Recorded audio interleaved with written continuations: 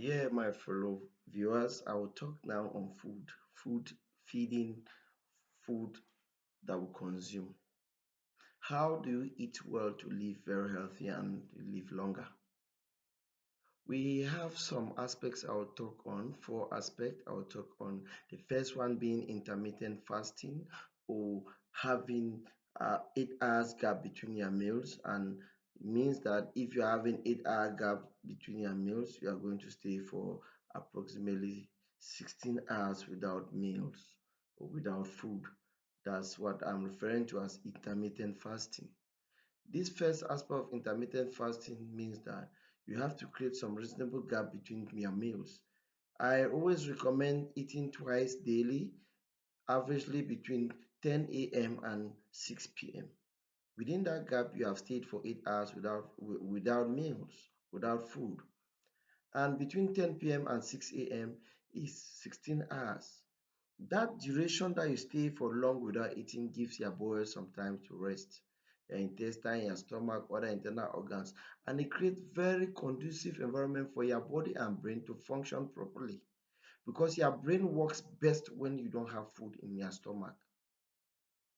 You will still be healthy because you've nourished twice a day.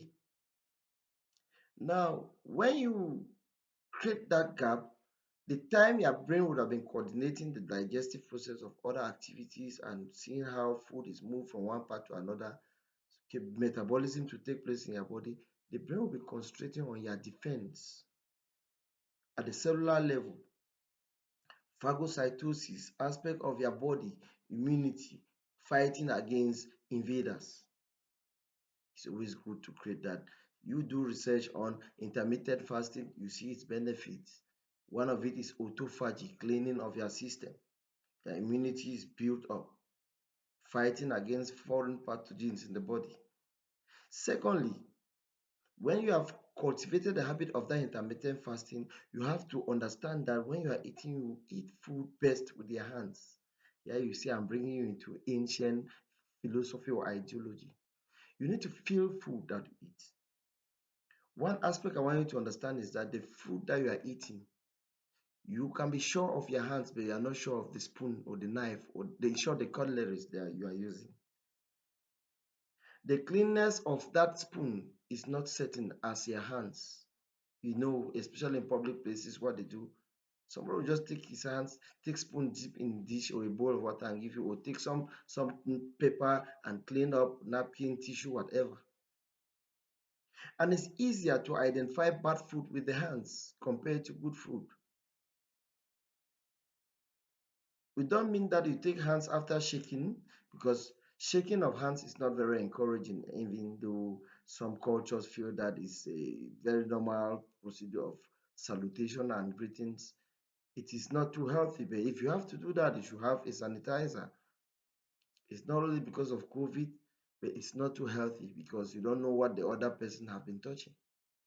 And when you want to eat, you wash your hands thoroughly. It gives you guarantee that you are using a good eating tool. Now, when you feel food, it has some great benefits. One of it is that you identify the nature of the food, the quality of the food, and know which to reject and which to eat. Now, we'll go to the next point is that we should abstain from that idea of feeding plan, feeding fixed habits for feeding. We should not have feeding habits, feeding plan. A habit is something that you do unconsciously. That is just like a formula that you should do it regularly, whether you're conscious or not. That's what you should always do. We as humans have the difference with any other animal on the planet by doing everything consciously.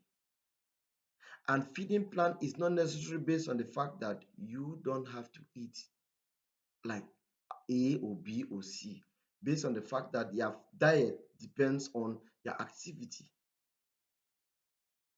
You don't expect that you have a brother or a cousin who is a truck pusher and you are a bank manager, you eat the same. No. The calorie intake should be different. He needs more carbs. You need more vitamins, minerals. Those are things we should know.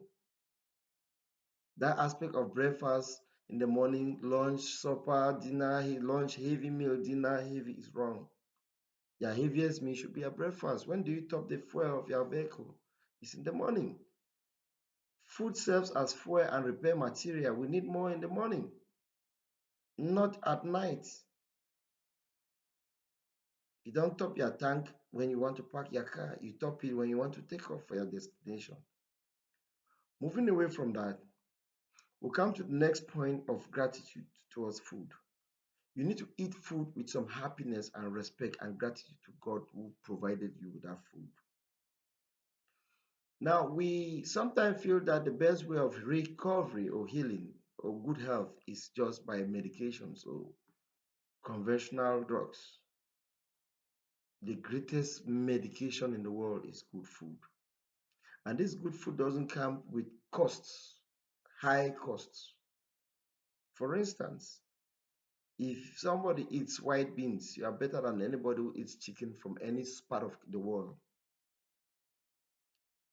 If you can give your child potato, Irish, and beans in the morning, no matter the egg sandwich, hamburger, and or whatever cake or tea they give another child, that child can never be as healthy as the child who took the beans and the potatoes in the morning.